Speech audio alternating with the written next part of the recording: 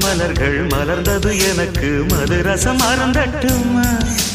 விடுகின்ற வரையில் முடிகின்ற வரையில் கவிதைகள் எழுதட்டுமா முத்தம் என்ற கடலில் முத்து குளிப்போமா அழகு அழகு ஓ நீ நடந்தால் நடையழகு அழகு நெருங்கி வரும் இடையழகு அழகு வேலெறியும் விழியழகு